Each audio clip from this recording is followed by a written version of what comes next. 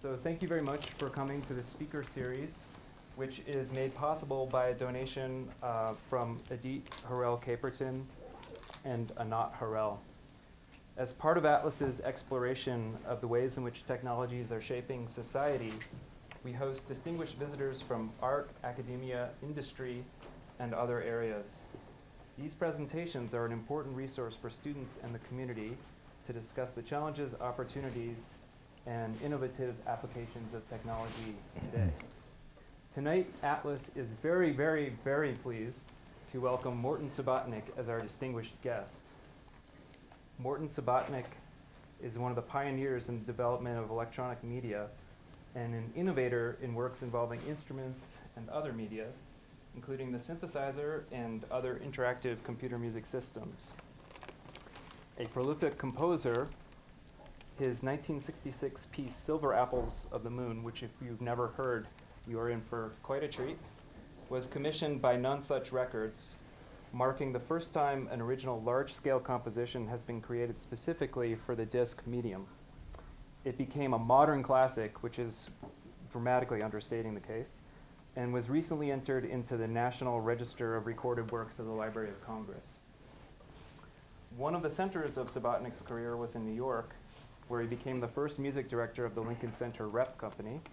He also became an artist in residence at the newly formed Tisch School of the Arts at NYU.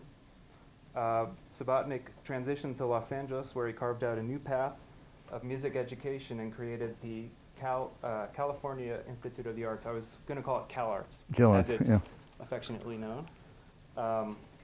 It was there that Subotnick later created a new media program that introduced interactive technology and multimedia into the curriculum. Subotnick is now pioneering works to offer creative technology tools to young children. So please give a warm welcome to Morton Subotnick.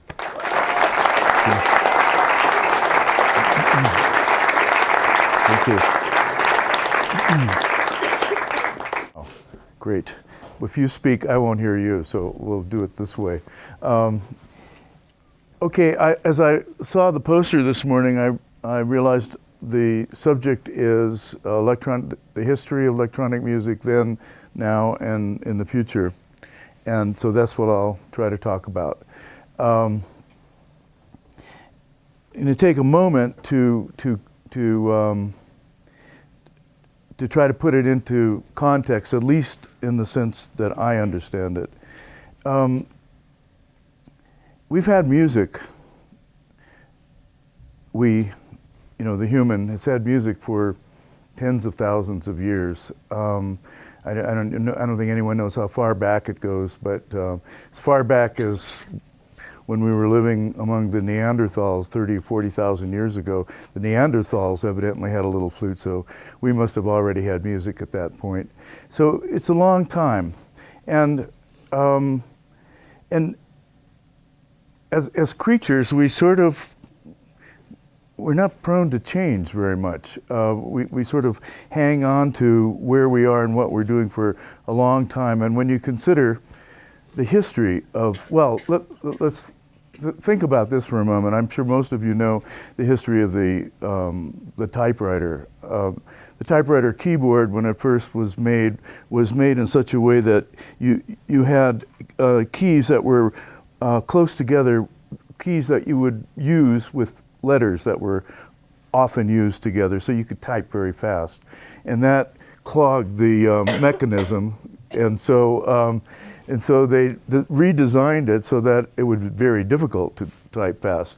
Of course, then we took courses in typing and got very fast and clogged them again, but we hung on to that keyboard, and many years later, IBM made the first electric typewriter, which was not the computer yet, just an electric typewriter, which had no thing. So they went back to the original keyboard, which would have allowed everyone to type very fast, but no one bought it. They thought this was a really dumb thing. We need this thing that we're used to. That's the right way to do it, where you sort of do this to say hello.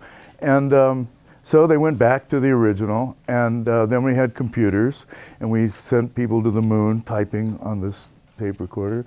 We have the computer now, which everybody learns and types very fast at, it appears at this point in time that we'll never have the logical keyboard. It's very unlikely because we've got it and we keep it. And we're talking now, or we will talk in a moment, about the history of electronic music as it was and as is and it will be. However, history is also a very strange item for the human being. If you think about it, there is no present. There is no such thing as the present. Everything is in constant flux. If it weren't, we wouldn't be here. It's a constant process. It's impossible for us to experience that because our brains are designed. Everything we do is, history, the memory, everything is being created all the time. So we create a constant present that's there, and we can't visualize anything other than that.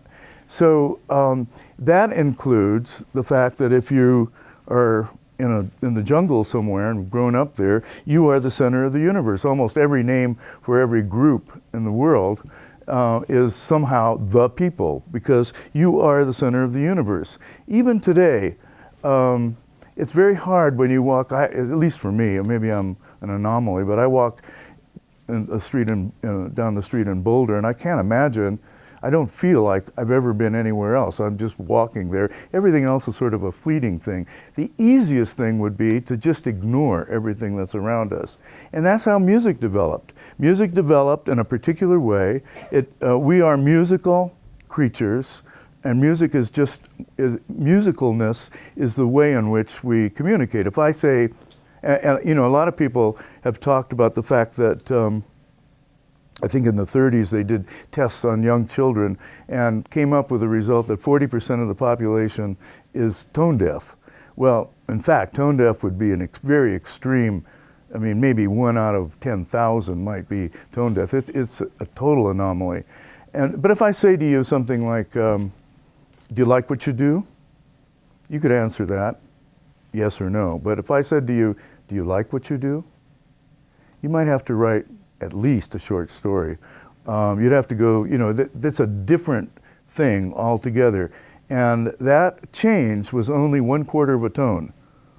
And everybody can understand that. There's no one in this room or any human being, aside from those very few people who are tone deaf, who couldn't understand that, who couldn't hear that. So we all hear very well. Well, what was the problem? The problem was they gave these little kids, 4-year-old kids, a test, and they played a note, doo, and another note, do, and they said the first note is higher or lower than the second note. And 40% of the kids had no idea. Now that's pretty dumb, don't you think, that they couldn't tell it was higher or lower? But there is no high-low in music. But so what else could we call it? We've gotten so enamored with being here in the present in where we are, or not enamored but stuck with it, that it seemed natural to say that the reason we say high and low is because it's natural. Who would say otherwise? Well, there's one group that calls ooh young and ooh old, and another group, and the one I like best, is ooh is small and ooh is big. That makes actually more sense to me than high and low. We say the top of the piano is over here to the right, but actually it isn't to the right because it's your left and it's my right. So it isn't even there, and it's not the top, it's the side. We have all of these things that we do. We take absolutely everything there. So we move down. I'll make this rather quick. We're actually doing a 60,000-year history, but I'll get it done in 5 minutes. We move through, and since we are musical, we have no other way. We can do hand gestures, facial gestures, and oral gestures. That's how we communicate, and so it's not surprising that as rituals began to develop in civilization, music was part of it, because there really isn't anything else. It's one of the 3 things that we do. So music or musicalness turned into music. I mean, a mother, I'll sing you a lullaby actually that is not music. It goes, I can't really do it very well. It's actually gorgeous, but I don't want to play it. I have to find it on my laptop. But it goes something like this.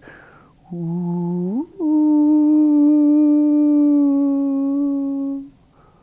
ooh, ooh. It's rather pretty. If you put some Chopin, left-hand Chopin under it, it could make you cry. That it was sung by an ape in Thailand. I show a picture of it, and there's this giant ape who was singing this thing to her child. So we can sing, and it's not music. We communicated with our children, our loved ones, and not music. The music became ritualized. It became codified in civilization along with all the other rules. And once they get set, they're like high and low. They're absolute. Now I jump to the Renaissance. The beginnings, we think that music in the West, we've decided that when we do a curriculum, I'm sure it's done here too, it should model the conservatory curriculum because that's correct, God-given.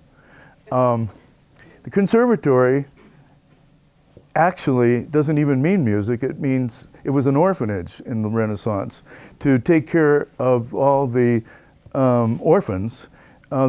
They created a conservatory, and in the conservatory they taught things that allowed the kids to go out and get jobs. One of the main things they taught was music and art and a few other things.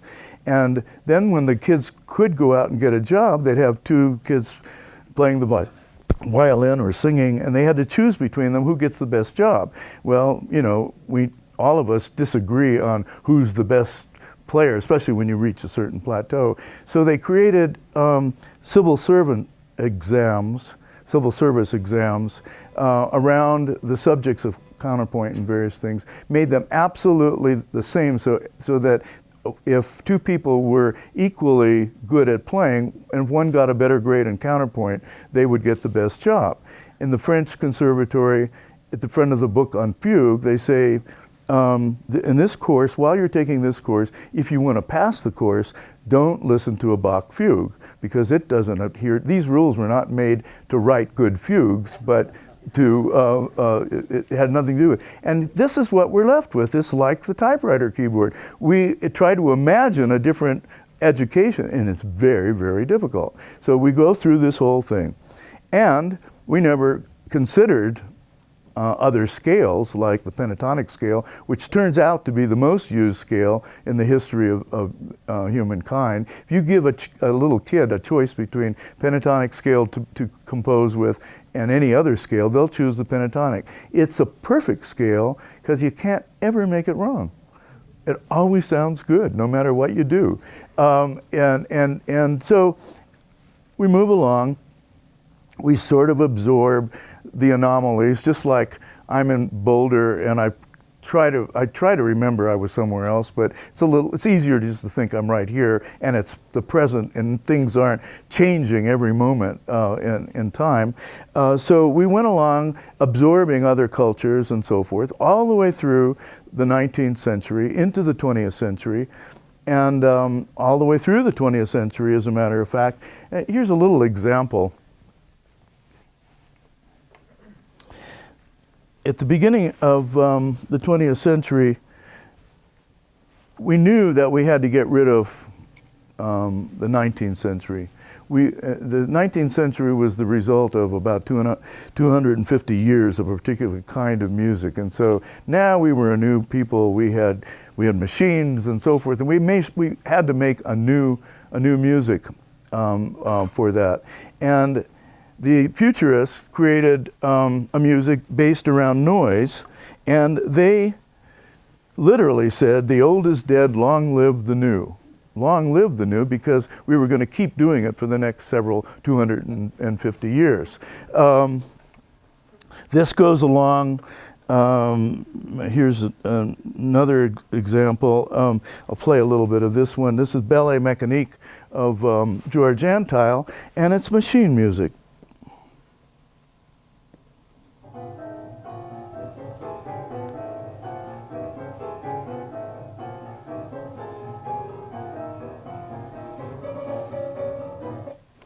And he used airplane motors and all sorts of things, and you can just hear the machine chugging along. But we don't hear that music right now, and it's not 250 years later, because we've gone on, we've done other things. Then comes along around the same time, a little bit around the same time, within the next 10 years or so of that piece, Arnold Schoenberg, who was in Vienna, created the 12-tone technique. He said the real problem with the 19th century was that we had these scales and these keys, and that really bound us. What we need to do is free ourselves of this. So he took the 12 tones and made this 12-tone thing which you couldn't repeat a note. And the day he finished it, a student came and he told the student, now that I've done this, I've assured the longevity of the more than that, the supremacy of the German composer for the next 100 years. Because this was what was the way we're going to look at it. He didn't know that a few years later he was going to have to run out of Germany. He wasn't even German, it turned out. I mean, as far as he knew he was, but he was Jewish, so he had to leave. The world was, on the edge of coming along. So a few years later, 1955, Pierre Boulez, this is 1918 or something like that when he said this, Pierre Boulez in France, now the Second World War is over, he says, one of Schoenberg's famous students was Anton Weber, and he said, Schoenberg got it all wrong. And the headline of a magazine was, Schoenberg is dead, long live Webern. So he didn't make it 250 years either. And then how many know, and that was supposed to last. And now, within 40 or 50 years, that's sort of history. We've moved on. The notion, that's what gets back to my first statement, then we're going to move fast. We thought that the present was this gigantic thing. We had no concept of that there was no real such thing. We were making this in our heads. We know that now, and when it happened, I mean, even the statement that we can't be in two places at the same time is actually almost not true anymore, because we can have a conference call with pictures of these people and talk to people thousands of miles away. And I don't know that that's all that different than my walking in Boulder and thinking there's nowhere else in the world. There's some relationship to that whole thing. It's all this thing, and we're beginning to understand that. So what happened when electronics came onto the scene, and this is the great moment. This is actually when I came on the scene. I was here actually in Denver, 1951 through 54, playing in the Denver Symphony. There I met Stan Brakhage, who had just gotten out of high school also, and Jim Tenney, and we formed a little Three Musketeer group for life, actually. And we were struggling with these ideas, not this idea, because this hadn't happened, but what are we going to do? How are we going to approach our world through our art? And when I got to San Francisco during this period, these things began to happen. The transistor, the integrated circuit, tape recorders, and which made everything cheap, and then the Bank of America, which said you don't even need to buy something cheap because you won't need any money. You just give them a card and you get whatever you want. Now, what this meant at that moment to me and to many other people, not the majority for sure, but to some people, is that we had a new thing about to happen and we were at the edge of it. That suddenly electronics and everything electronics could do, and music was a big part of what that was possible, was going to be in the hands of every human being. There was no time in history, in the West anyway, for hundreds and hundreds of years, that music was in the hands of every single human being. That you didn't go to the conservatory to learn the right and wrong way, but you would have the ability to deal with this. Now, typewriter keyboard, the old music is going to be there forever, just like the typewriter keyboard. Nothing wrong with it. It's actually fantastic. I mean, it's the skyscrapers of music, what we've done. It's fabulous. But suddenly, there was going to be the possibility that human beings could work with sound and time and space, every human being and hundreds of years of this should, in my mind at that time, should start to produce new genres of thinking, hearing, and feeling even, and that this technology would do that. So at that point in time, 1961, I'm not going to give you the whole history of it, but very quickly, it was impossible to do what I just said. You couldn't do it because the technology wasn't there. So between 1961 and 63, I concocted a thing I called the electronic music easel, and put an ad. I didn't know anything about electronics, but I read and I talked and I got some idea how this might work, and I put an ad in the San Francisco Chronicle to get an engineer who would come in and help me create this object, not to sell it, but I was determined to be part of this wave that was coming, and I wanted to get my hands. I didn't want to wait hundreds of years, and also knowing the history of the typewriter and all that, I was concerned that if the technology that was going to be in the hands of everybody only was in the hands of people who were good at technology, it would be as if language suddenly came on the scene, completely there, made by mathematicians. And that would be probably pretty good. We'd all be good mathematicians, but I don't know what the poetry would look like. I don't know how we would have formulated other kinds of ideas. So it occurred to me that we need, at that point in time, we needed artists, various thinkers to be part of this machine, this electronic thing that was about to happen. So I cast my net, or whatever the metaphor is, and I put in the chips or whatever it is, and I decided to play the game.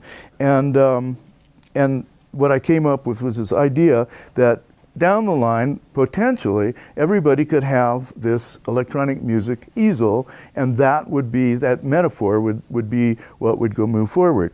And in the doing it, I tried to imagine what that was, and I couldn't imagine what that was. But the one thing that occurred to me right at the start is that if I placed a black and white keyboard in front of me, you'd never do it, because it's very, very hard to take. First of all, the black and white keyboard already suggests a music, a whole paradigm for music. Secondly, I knew it very well. I grew up and I knew that music very well. To try to think of a new music with this other thing sitting in front of me would have been very, very difficult, like trying to get away from the keyboard you grew up with in the typewriter.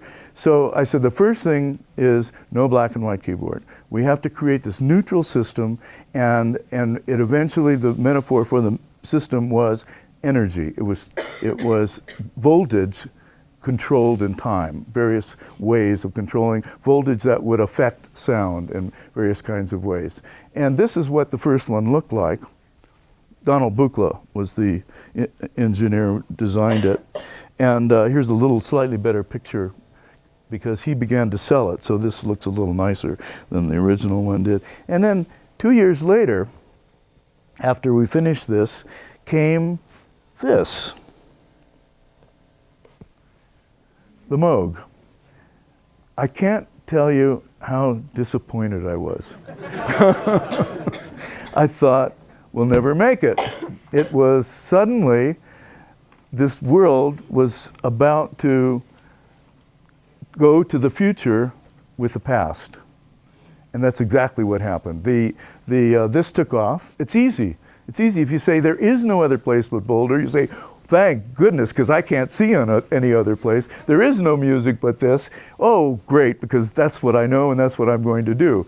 And so Silver Apples of the Moon, which came out 1967, I got the commission in 1966, and it came out in 1967 before this instrument had come into existence, but it hadn't been played yet. And 6 months later, Switched On Bach was done on this instrument. Now, when I did Silver Apples of the Moon, it was an immediate hit. It was on the top of the charts for 6 months. Not only was it very successful, but having 2 children and a wife, I was made Bachelor of the Month by Vogue magazine. Not too bad, right? It was a big hit. It was like, and because the moment was right, people knew we were at this. I mean, it was just, you felt it. You felt the electricity, to, you know, excuse the pun, but you felt the charge in the air that was there. The potential was there. And the music I made there did have some pitch in it, but it was nothing like what you could possibly do on a black and white keyboard. It was a whole new approach to thinking about it. It wasn't like the avant-garde music that was being written, that I was writing even at the time. I had to break all of that and try to imagine what we would do with this easel, you know, when we moved to it. So had the black and white keyboard not happened, it probably would have sparked, even for 2 years, 3 years, 4 years, it would have sparked a lot of people's minds, but it was only 6 months. And this, and Switched on Bach came out and really slowed the process down. What I'm experiencing now is a lot of interest all over the place. And young people almost saying the same thing that I was saying in 1961 and saying, well, you know, why can't we do something different? This ought to be able to do not just the same music. When you start hearing the same music over and over and over again, not that it's bad, but why would you want to play Bach except as a novelty on this? I mean, Bach is, I mean, you want to play the art of the fugue on that, that's great. But it can't be better, because that was the perfect Bach was Bach, and how Bach intended it. So it's nothing wrong with doing this, but it sure isn't, it shouldn't be the future of, you know, the 100 years. Now I assure you that everybody will be playing Moog synthesizers 100 years from now, and we won't play Bach on harpsichords or pianos. That obviously you know, turned out to be the case. We still have harpsichords, we still have pianos, we still have orchestras, and the fact then with the future is we still haven't come to it, but the future of electronic music is not electronic music, but the use of electronics to create musically, and to find avenues that we hadn't thought of before. Young people are making noise. Well, the futurists made noise. They used machines. They had a different reason why they do it. They did it, but they did that. That isn't the only thing you can do. And the other thing is that up until this happened, everything that happened, if you think about, you know, the 18th century replaced the 17th century. Why? Because you didn't have the 17th century anymore. It disappeared. And you were now in the 18th century. You know, if you move to Denver from Boulder, you don't have Boulder anymore. Now you're in Denver. But suddenly, we have everything that comes stays. It's the sort of Einstein's, you know, it doesn't go away. And if you think about that, as an individual, you create something, you go to, I did a piece, I was working with Ann Halpern's dance company for years, early years, late 50s through 1966. And we did a piece, we were trying to redefine dance. And so it was, we called them theater pieces, and they were based on natural movements. I'll give you a quick example. I think I'll give you a quick example. Back here, I guess. Yeah, here. Natural things that we do and turn them into beautiful objects, or maybe not beautiful, but meaningful, a new approach to it. And we performed 1963, we performed in Rome. And the first night, somebody stood up and yelled, it got translated for me, but what he basically said was, we sent Columbus over there to produce this, and the next night they came with soft vegetables, and we had tomatoes and everything thrown at us. that piece went on finally in 1966, was performed at New York, 2 performances, and it was received fairly well. But there was a warrant out for our arrest. So because it had nudity in it, and because getting dressed and undressed is one of the things people do every day. So we had a sequence that dealt with getting dressed and undressed, and that was against the law. So we had a thing. Then we went our merry ways, and about 7 years ago, 8 years ago, someone in France going through history decided the night that we did, the piece was called Parades and Changes. The night we did it in New York was the night that postmodern dance began. That was the beginning of the new thing. Well, I don't even know what postmodern means, so it didn't mean anything to me. But that meant that Anne, I'm going to be 80 next year, and she's now 90. We were brought to France to recreate a portion of this at the Pompidou Center. It was this major success. So they formed a company in France. In 7 years, we did 5 performances, and where we had things thrown at us and were arrested, or had a warrant out altogether. And they formed a company to do nothing but Parades and Changes. And I think this is the last season they're going to do it. The last I heard, they had done 33 performances worldwide, and I arrived in New York one night after being out somewhere and discovered that I was getting the Bessie, which is the best avant-garde dance piece of the year in New York, that was about 2 years ago. So suddenly the history turns itself around and it goes. Now think of this. I'll show you this little example. I called this in 1963, it was called the Stomp Dance. This is from the French company, that's why we have video of it. Oh, we're not seeing it. Oh, too bad. No, we were seeing it. Pardon? We could see it. Oh, you see it? Okay, good. Oh, good.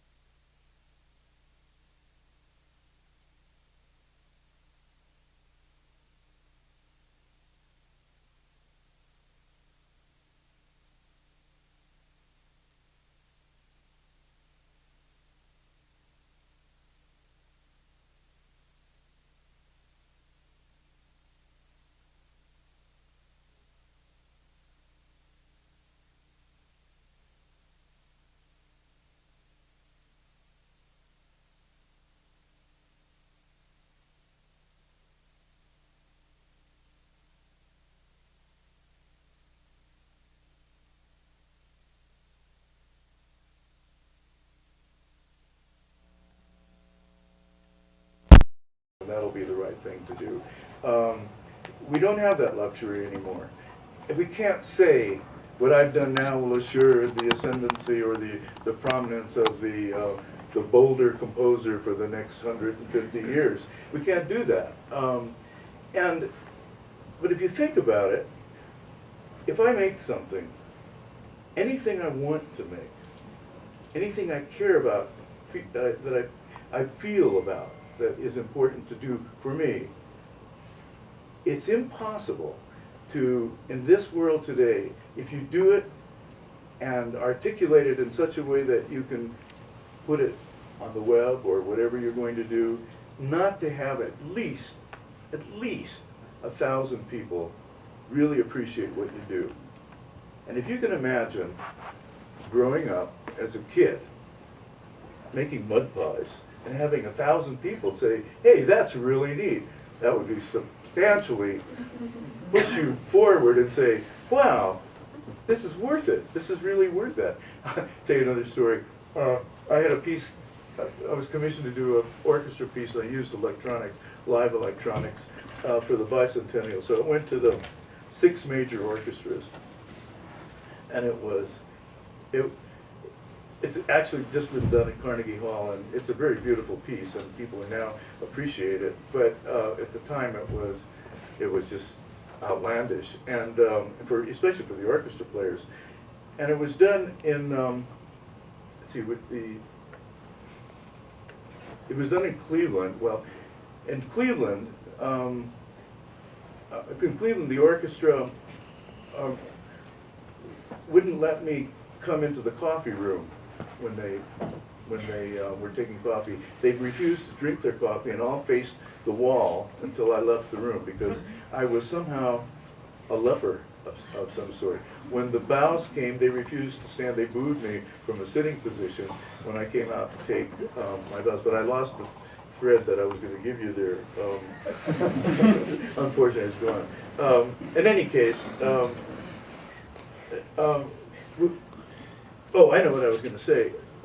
But we did it in Boston. That was what I was going to tell you. We did it in Boston, and on Friday night in Boston was the student performance where mostly the young people came, and it got this huge ovation, just huge. The next day, there was a review in the Boston Globe or whatever their paper is there on Saturday morning that just panned the piece. It was horrible. I mean, personal. It was an attack. I never met the man, but it was an attack on me that was just. And Saturday night, the piece got booed. And Sunday morning, after years of struggling with this thing, going through soft vegetables and police and the whole thing, I decided it just wasn't worth it anymore. I'm in Boulder. I'm just going to pretend like nothing else happens. I'm there in Boston. My wife was coming back from London, and I was looking forward to her. Oh, in addition to that, I had written a piece for the electronic piece for the John. I forgot his name, but he was the ice skating Olympic star. He formed a dance company, an ice skate dance company, and I was commissioned by the choreographer. They were going to do a big ballet on ice skate in Madison Square Garden. And so I said, well, I don't think they're going to like my music, to the choreographer. He loved it. He said, oh, they'll love it. They'll really love it. So the manager sent me a contract, and I said, no, I'm not signing this contract. I'm going to send you my music, and I want you to listen to it. And I want whatever his name is, the ice skater, to listen to it. If you really want it, I'll make this piece. Otherwise, I'm not going to. So 2 weeks later, he calls me on the phone and he says, quick, where's the contract? Why haven't you signed it? We're anxious to get this going. I said, did you listen? Yeah, it's fine. So what am I going to do? So I wrote the piece. The Saturday that I got the bad review, I also got a call from my manager who was organizing lectures for me and did my contracts. He said that John Curry, I guess his name was, ice company is suing us. And I said, for what? He said, you sent them noise and not music. And so this added to the thing. So Sunday, my wife was supposed to arrive, and she got fogged in. I had one more performance that afternoon, and I didn't think I was going to live through it. And so I did what I always did in those days, where I got a bad ankle, and went jogging on Sunday morning, really feeling bad. And I had a little backpack with some money in it, and I stopped at a bookstore that was open, and I went in and bought a bunch of books. And I came in, and the counter was this high, literally. I mean, it was really high. And I didn't see the guy, but I put my card up, and I put the books up there, and I said, I'd like to buy these books. And he looked at the card, and he said, oh, you're Morton Subotnick. And I thought, I imagined a guy coming in with a big mallet. And I didn't know whether to say yes or no, but I said yes. He said, I love your music. And this thing came down, and I could see his face. He said, and as I walked out, he said, keep doing it. And I walked out, and I thought, this you'll see why I'm saying this. I thought, if he likes it, it's worth doing. So, you know, if you can imagine that you can't go less than 1,000 people worldwide, that you can find some kind of, you know, support from, it's almost impossible now not to have hundreds, if not thousands of genres popping up, of people doing what they want to do. Slightly different than this, slightly different than that, very different from this, absolutely the same as that. You know, on and on and on, and it just keeps going. Now, the interesting thing is, because we don't have a present, there isn't any future. We don't have a past either. We only have this collection of things that we call life, whatever that happens to be. Nothing is going to go away. It's going to be there forever. I don't know if there is a forever, but it's going to be there forever. And so the symphony doesn't disappear. They walk out with their tails. String quartets don't disappear. People are playing music on whatever, you know, garbage cans or whatever they do in New York. You know, you have these people playing garbage cans and various things with rhythm. People are going to sing. People are going to do everything, and they'll keep doing it.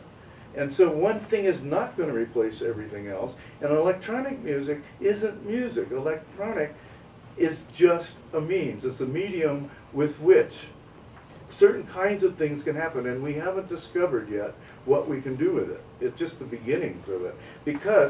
Partly because of that black and white keyboard, we are just weaning ourselves. How many years? This is 50 years later. Just weaning ourselves, person by person, from that black and white keyboard and saying, maybe there's another way to do this that we haven't thought about. You know, and so I think that's the future. The future is this unfolding. I sort of think of time like the Dr. Scholl's foot thing, you know, that squishy thing. You step down and it sort of squishes out. And the past is the heel, which squishes way back, and the present is a little bit in front of your toe. And so, you know, if I do this, I know the future. I knew it was going to do that. That's about all we know is about that far into the future that we can really deal with. So I'm going to play you a few little snippets here, because you came a long way, or I did anyway. The way I attacked this problem in the late 60s through the 70s is to, it was hard. It was hard to conceptualize something that hadn't existed before. And so I finally getting rid of the black and white keyboard is a negative thing. But what do you replace it with? You have to interface yourself with the computer, with the machine in some way. We had touch plate keyboards, so the fingers were doing it.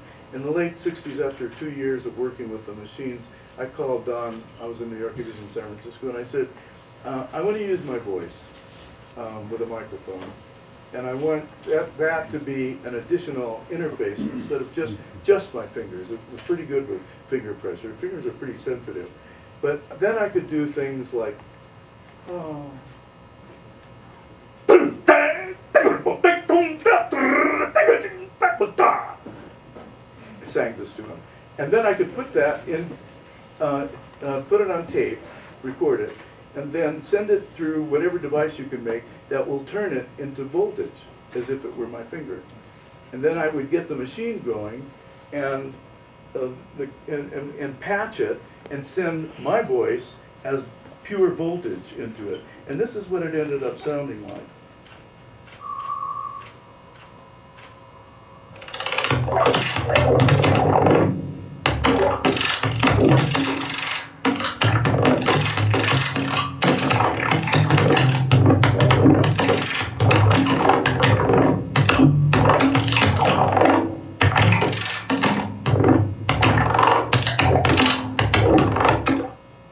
So it's a direct interface in the sense that I was able to communicate viscerally and then take weeks to perfect exactly how it was going to sound out of real time, that kind of studio art process.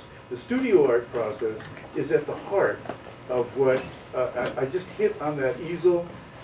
Electronic easel, it certainly was not something I thought about a lot. It just was the metaphor, but it's a very good metaphor because the painter has an idea. The painter may sketch some stuff and then performs with the hand on the canvas. Then the painter is the audience, steps back and says, oh, I need some red over here. Put some red over here. Nah, that isn't right. Get rid of that, put something else. And the composer, traditionally in the West, has been the idea, I get it down, I hand it to you, you perform it. And you say, I don't think he quite meant this, I think he meant this. Or you play it in, in a different way, and the composer may say, it was good or bad, but it's left into the hands of a second person.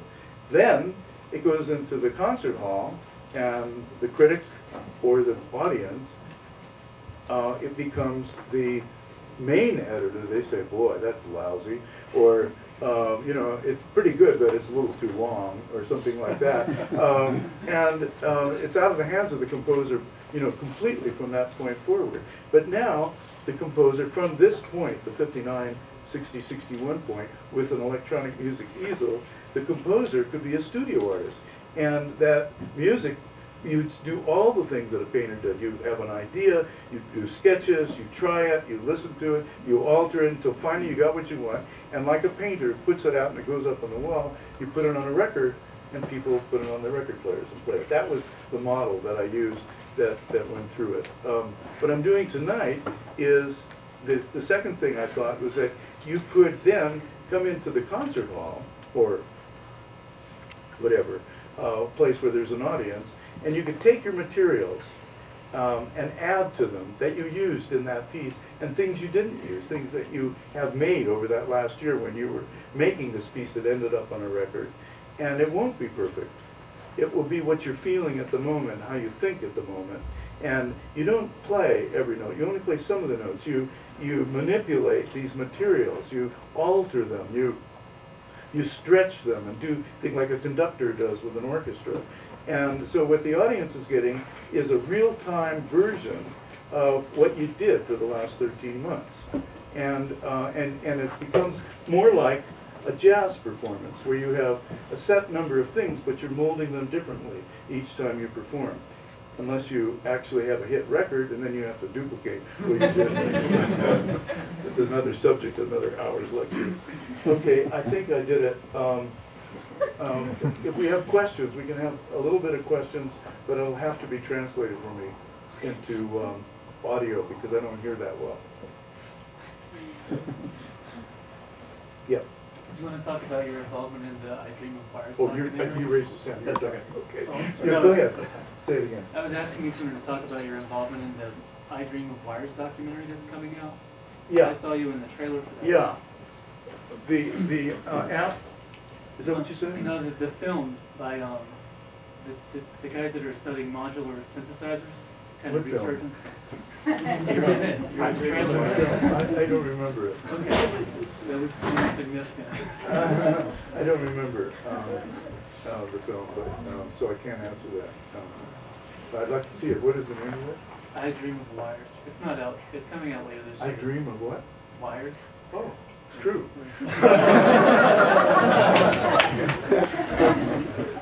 You had a question. Yeah, my question was regarding Silver Apples of the Moon. You talked about wanting to sort of reinvent music on your own terms, and I was wondering if, in retrospect, you became aware of a context for that music from prior musics that, in the end, was an influence on the creation of that work. Well, the fact is that it's very hard to come up with a new thing, and I consciously tried not to think about past music, but there's a lot of past music in it. But the way I approached it in that particular case was, I said, well, what's special about the record? The record, in that case, the two sides. So each side should be something different, something totally different in some way. The other thing about a record was that it doesn't have, it's such a simple concept right now, but you have to remember this wasn't right now, that a person could start that record anywhere they wanted, anytime they wanted, actually at that time, at any speed, and any volume. And so the idea of becoming ta-ta-ta-tum, ta-ta-ta-tum, ta-ta-ta-tum, dee-da-da-dum, went to heaven. But if you start dee-da-da-dum, dee-da-dee-dee, dee-da-dee-dee, it actually went the other way. You know, one had to give up the notion of anticipation, and what did that mean? So what I did is I set up a series. Actually, right after that piece, I got to be known by rock people who would come visit me as the mad scientist of the ecstatic moment, because the piece was a series of ecstatic moments, and I addressed them like the opening was squishy, high and squishy. This, then it falls to the ground and rises and becomes discrete pitches in the mid-range. And then it became these high little silver apple things. And the second side is all on one note, and it's all pulsed. It's an entirely different thing. It grows to this ecstatic moment in the center. It is pretty ecstatic, actually. And then turns out at the end with it was like a sonnet form, because I had little silver apples at the end on both sides, you know, of the record. So that sort of gave it some kind of continuity. But the music itself, a lot of the music itself, wasn't all that different from some kind of music somewhere in the past. That's why when I got to this is 1976, I felt I really got there. Because this doesn't resemble anything. It resembles exactly what I put into it. And it came out in a form that has, you know, elegance and power. So that's when I stopped. At the end of Until Spring, I did A Sky Cloud with Sulfur, one more piece, and then I stopped doing records and went on to the next step. And so I did get there for myself, but at the beginning, it was a struggle. Had I done this at the beginning, I probably wouldn't be standing in front of you. But that piece did have some resonance with the past. Yep, let's speak up. Yeah, Or send a note down. I wanted to first share kind of a experience of myself and phenomenon that happens. You talked about how you can put your music out there and all of a sudden someone finds it that, you know, is across the globe. And I think it's really awesome. It's so great to have someone contact you from the UK and be like, I love your music. But there's also this phenomenon I see happening where it's almost this instant gratification. And we get people spending maybe 3 hours on a piece. They put it out on the internet, and everyone's like, "Oh, I really like it," and it almost lessens this. You've worked these months to finally present it. Right. You just gave a good example of what I'm talking about. We all, and you like the person from the UK because it wasn't even your mother, right? Right. But you dislike the other music that's there. We have to eventually, if we're going to really live with the world as it's going to be, we have to really reduce our judgment. And you don't have to like everything. No. And yes, it can be self-indulgent in your mind. To the other person, it's, you know, heaven. And if you can find 1,000 people who like it, then he's going to be as happy as you are with yours. Let him be. I don't think we're going to have the ability, I mean, we're all going to be judging all the time. But I think we have to put a clamp on it and remember, instead of saying that's the wrong way to go, that's not the way I want to go. Sure. And you may even want to say it's indulgent. You may think of it as indulgent. We have these things, but you have to remember that someone's going to be saying the same thing about you at that point, and it won't be your mother; it'll be someone else. So yeah, but that's a good point. That's exactly the thing that you have. And what you have to do, a little bit of advice. What you have to do is use the third person. You have to use that. You can't just have an idea and send it out. I mean, you can. But if you really want to do it honestly, you should put yourself in place of the audience. That's a tough one. What I did with Silver Apples in the Moon, I was on Bleecker Street, and very loud. My studio was just making a terrible racket on the street. And I'd walk out on the balcony, and this one time, and there were 4 or 5 people standing there listening. And I was aware of the problem. The problem was I didn't know how long things should be. I loved it. I could go on forever, but first of all, you can only get 30 minutes on a record, 15 minutes on a side, and second of all, I knew there was something wrong with that. That just because I liked it, right now, what I'm doing, would I like it a month from then or a year from then? So I invited these 4 or 5 people up to my studio. There were no chairs, so they had to stand. I said, do you want to hear it up in the studio? And they said, yes, so they came up. I said, okay, rule number 1, you listen, and when it's over, you go. Rule number 2, you don't say what you think, and don't ask any questions. And so I stood among these 4 or 5 people and heard my piece for the first time as if I were them. And it was dynamite. I was taking mental notes. Oh, this is too long. This is not quite right here. It should have gone down, not up, and things like that. And I've used that technique forever of playing things for people, but not letting them tell me when they like it or they don't like it, it's good or it's bad, and not asking any questions. So my dog is great with that. Any other questions? I think we have time for one more. You had talked a little bit about working with children and introducing them to these creative outputs, and I was just wondering if you could talk any more about Yeah, I'll take 1 minute, or 2 minutes. The idea there, I'm glad you asked, the idea there is that the other thing that we've had for tens of thousands of years is that we could play at being a doctor, we can play at being a scientist, a pilot, on and on. We can play at being anything.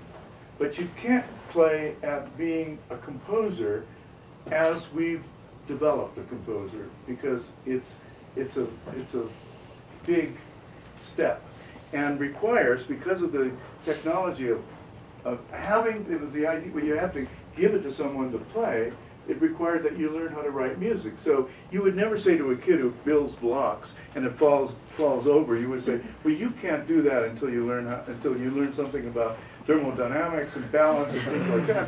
When you get out of college, you can then put these things together. And you wouldn't do that. That would be child abuse, right? When a kid has an idea about a piece of music, you say, great, let's go give him piano lessons. And that's what you do. You think you're doing a good thing. And you are, I suppose.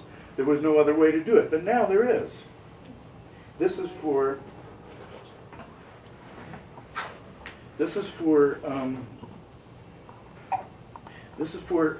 starting whenever you can use your finger.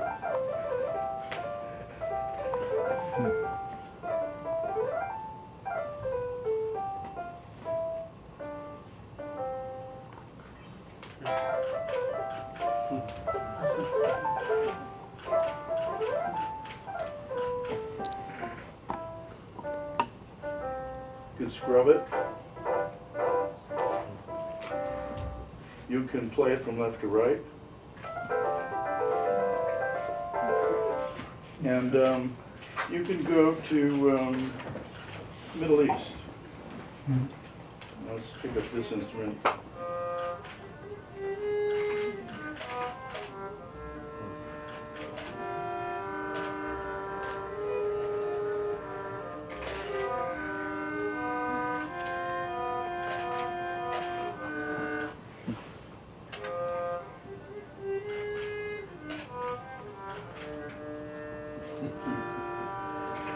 And we can play it in China.